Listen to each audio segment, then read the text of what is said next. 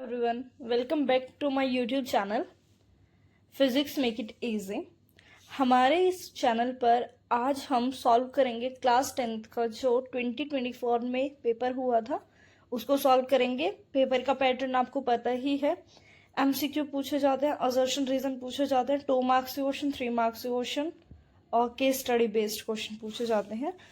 तो जो 2024 में पेपर हुआ है उस पेपर का सॉल्यूशन हम आज के वीडियो लेक्चर में करेंगे, तो बने रहिएगा एंड तक, आपको सभी चीजें इजीली क्लियर हो जाएंगी। तो ये जो पेपर था उसमें 12th क्वेश्चन आया हुआ था, at what distance from a convex lens should an object be placed to get an image of same size as that of object on a screen. क्या पूछ रहे हैं ये कॉन्वेक्स लेंस है, उस कॉन्वेक्स लेंस के सामने ऑब्जेक्ट को कहां पर रखें कि जो आपको इमेज मिले स्क्रीन पर वो सेम साइज की मिले जिस साइज का ऑब्जेक्ट है। तो देखिए बहुत ही सिंपल सा क्वेश्चन है ये। इन्होंने बोला कि कॉन्वेक्स लेंस है, ये हमारे पास हो गया कॉन्वेक्स लेंस, ये हो गई इसकी प्रिंसिपल एक्सिस, ये यहाँ पर क्या हो गया ऑप्टिकल सेंटर। अब यहाँ पे जो पॉइंट्स होते हैं वो यहाँ से ये होता है फोकस, ऐसे यहाँ पे क्या होता है 2f, इधर की तरफ क्या होता है f और इधर की तरफ क्या होता है 2f। तो जब भी हम ऑब्जेक्ट को इसके लेफ्ट में यहाँ 2f पर रखते हैं, तो जब भी हम ऑब्जेक्ट को यहाँ पे 2f पर रखते हैं, मिरर के केस में ये सेंटर ऑफ कर्वेचर होता है।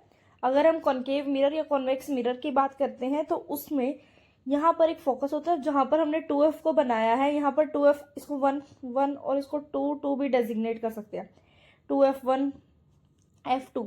तो क्या होता है कि उसके केस में यहाँ पर सेंटर ऑफ कर्वेचर होता है। अगर सेम क्वेश्चन आपको मिरर के लिए पूछा जाए तो आपको कहना है कि आपको ऑब्जेक्ट को सेंटर ऑफ कर्वेचर पर रखना है ताकि मिरर में जो इमेज बने वो सेम साइज की बने। और यहाँ पर क्या होता है, जो 2f पे हम ऑब्जेक्ट को रखते हैं तो पहली लाइन पैरेलल आएगी प्रिंसिपल एक्सिस के, ऑप्टिकल सेंटर से पास होते हुए क्या हो जाएगी बेंड हो जाएगी, और बेंड होने के बाद किससे जाएगी फोकस से जाएगी। ऐसे ही दूसरी लाइन आएगी जो कि कहाँ से जाएगी फोकस से जाएगी, सॉरी ऑप्टिकल सेंटर से जाएगी और यहाँ पे 2f पे जाके यहाँ पर मिलेगी। तो जो इमेज बनेगी वो लगभग 2f पे बनेगी और सेम ही साइज की बनेगी। तो इसका जो करेक्ट आंसर होगा वो क्या हो जाएगा हमारे पास,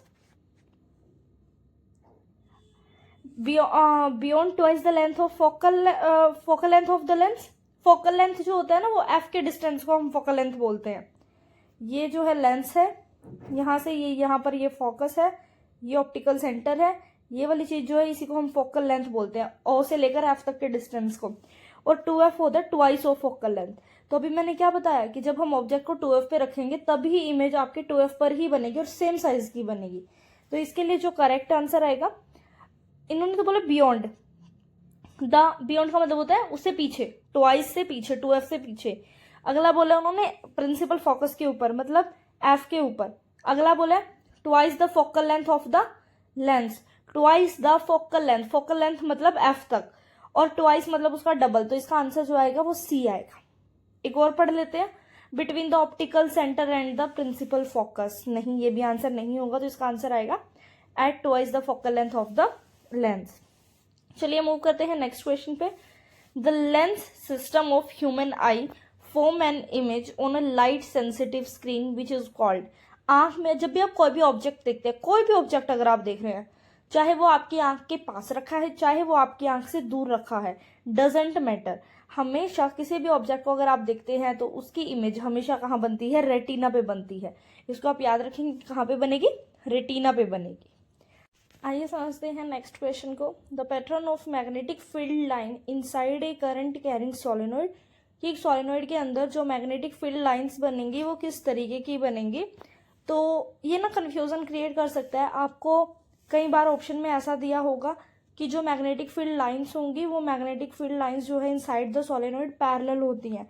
तो आपको एक बार के लिए लगेगा कि ऑप्शन ए पैरेलल लाइंस, जैसे कोई भी आपके पास सोलेनोइड है, जैसे कोई भी हमारे पास क्या है एक सोलेनोइड है, सोलेनोइड के अंदर जो मैग्नेटिक फील्ड लाइंस होती है ना वो पैरेलल और इक्वली स्पेस्ड, हमें बोला जाता है कि इक्वली स्पेस्ड और पैरेलल होती हैं। तो आपको लगेगा कि ऑप्शन ए जो है वो भी करेक्ट हो सकता है, जबकि जो बिल्कुल सही आंसर होगा ना, बिल्कुल सही आंसर इसका भी है सी। अब इसका आंसर सी क्यों है, तो देखिए इसका आंसर है यहाँ पर कि जो एक सोलेनोइड होती है ना, सोलेनोइड बिल्कुल बार मैग्नेट के जैसा बिहेव करती है, और जैसा बार मैग्नेट के लिए मैग्नेटिक फील्ड लाइंस का पैटर्न होता है ना, सेम ऐसा ही मैग्नेटिक फील्ड लाइंस का जो पैटर्न है वो सोलेनोइड के लिए होता है। आई होप आपको ये तीनों क्वेश्चन क्लियर होंगे।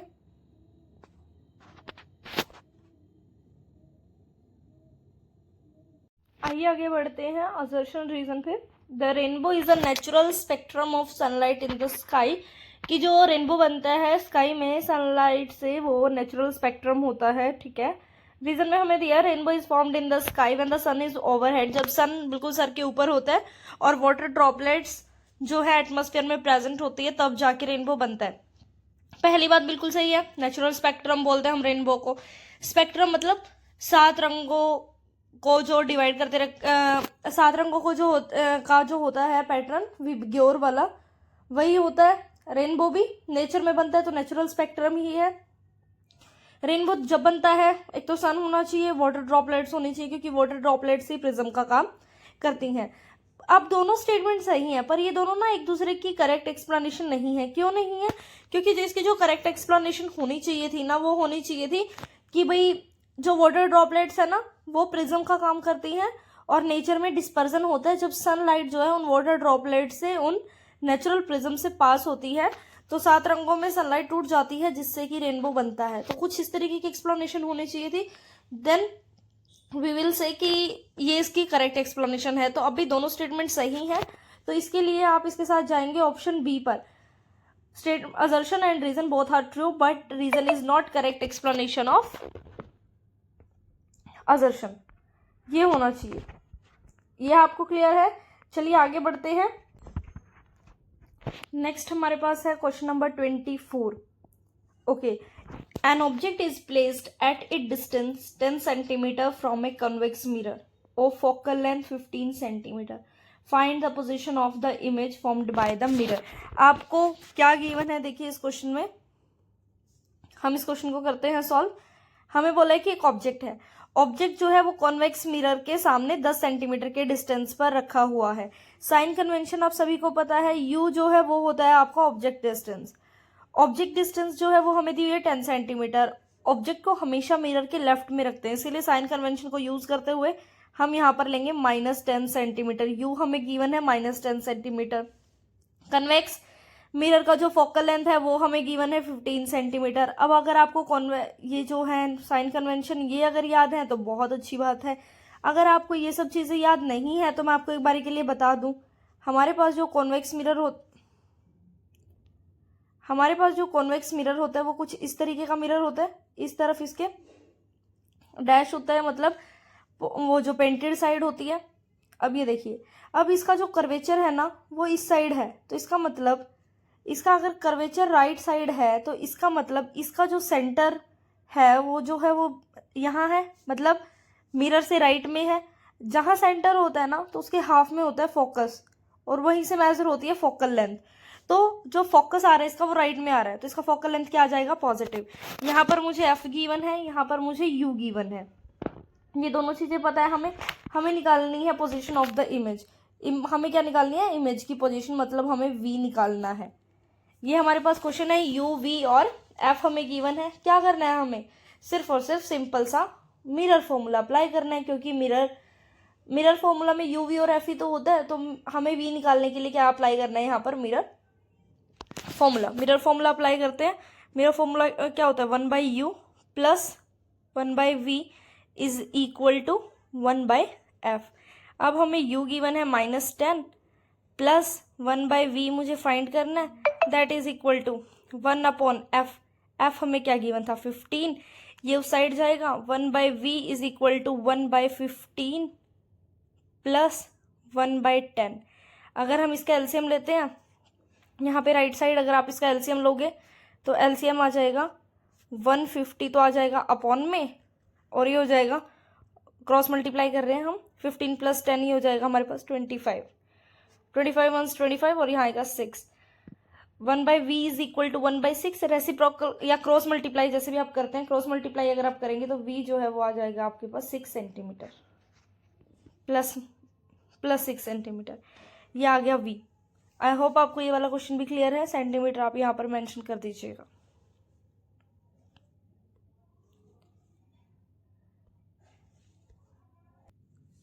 चलिए बढ़ते हैं नेक्स्ट क्वेश्चन पे।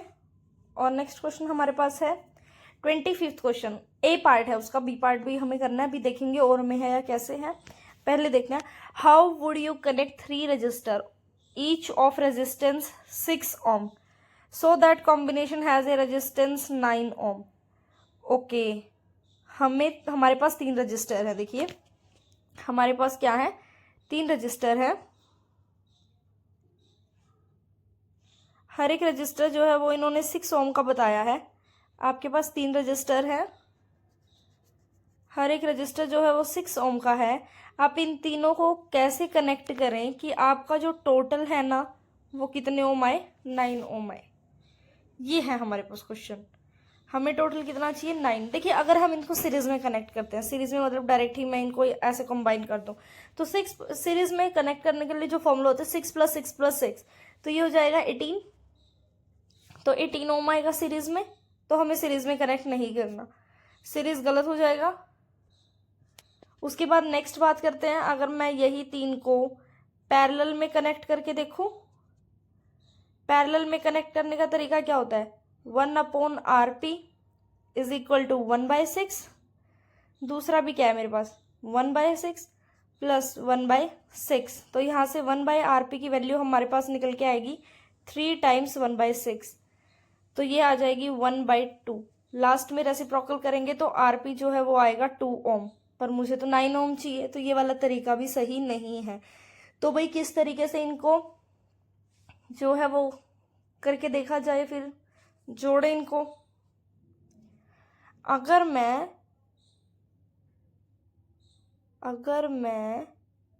2 को पैरेलल में करती हूँ, एक बार देखिएगा, एक बारी के लिए सिर्फ ये हिट एंड ट्रायल मेथड है।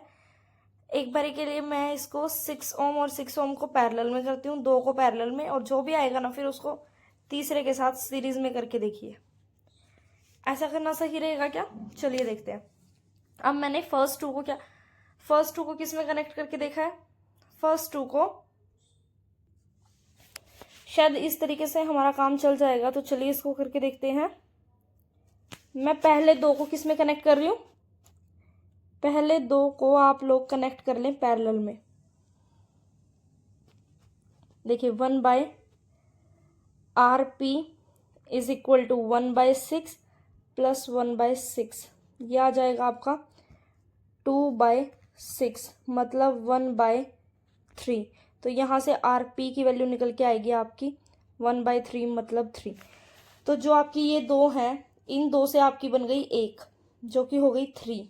इन दोनों जो कि 6 और 6 थी, ये भी 6 थी और ये वाली भी आपकी 6 थी, इन दोनों का कॉम्बिनेशन 3 आ गया। अब इन दोनों 3 थी ना हमारे पास, इन दोनों के आगे एक और जोड़ो, जो कि कितने ओम की थी, 6 की थी। अब ये दोनों किस में हो गई, ये है इन से बनी हुई, ये कॉम्बिनेशन है ये, और उसके बाद है ये, तो सीरीज में है, तो 3 + 6 कितना आ जाएगा, 9 ओम। तो और साथ में उन्होंने बोला कि इसको एक्सप्लेन भी करो, तो ये हमने एक्सप्लेन भी कर दिया। डायग्राम बना के सॉल्व कर दो, यही इसकी एक्सप्लेनेशन हो जाएगी। आई होप आपको ये वाला पार्ट भी क्लियर हुआ होगा। चलिए बढ़ते हैं नेक्स्ट क्वेश्चन पे। जो हम 25th क्वेश्चन कर रहे थे ना, उसका सिर्फ ए पार्ट था 2 मार्क्स के लिए। अब आपकी मर्जी, आप चाहे तो ए करें चाहे आप बी करें। 25th क्वेश्चन में आपके पास जो है चॉइस है, चाहे तो आप ए पार्ट करें चाहे आप बी पार्ट करें। तो मैं तो पूरा ही सॉल्व करवाऊंगी, तो हमने ए पार्ट कर दिया। अब ए पार्ट के बाद अगर हम बी पार्ट सॉल्व करने बैठे तो आपको एक सर्किट डायग्राम दिया हुआ है। आपको क्या कैलकुलेट करना है, you have to calculate the power consume in watts in the resistor 2 ohm. आपको 2 ओम रजिस्टर में क्या निकालना है, पावर निकालना है कि कितना कंज्यूम हो जाएगा। क्या निकालना पड़ेगा आपको इसके लिए, पावर। अब देखिए बच्चे, बहुत ही सिंपल है। पावर के लिए ना, अब आप सोचेंगे पावर के लिए फॉर्मूलाज तो बहुत सारे हैं। पावर के लिए बेटे फॉर्मूले होते हैं, VI भी होता है, V² R भी होता है ना, VI भी होता है, V² R भी होता है। अब अब कह देंगे कि मैम R हम ले लेंगे 2 और V हम ले लेंगे 6, जो कि बिल्कुल गलत हो जाएगा। क्योंकि बच्चे जो ये 6 वोल्ट का बैटरी है ना, ये 6 वोल्ट का बैटरी, इसमें से कुछ ड्रॉप, इसका मतलब कुछ बैटरी की कुछ एनर्जी जो है 1 ओम में से करंट गुजारने में यूज हो रही है, जबकि इसकी कुछ एनर्जी जो है वो 2 ओम, जो कि ज्यादा रेजिस्टेंस है, ज्यादा रेजिस्टेंस मतलब ज्यादा रुकावट में से करंट गुजारने के लिए बैटरी को जो एनर्जी लगानी पड़ेगी वो ज्यादा लगानी पड़ेगी। इट मीन्स जो 6 वोल्ट है इसका डिवीजन इसमें तो कुछ होगा, इसमें कुछ होगा। तो सबसे पहले आप जो है 6 वोल्ट का ये देख लो, इसके अंदर ये 6 वोल्ट कितना यूज होगा।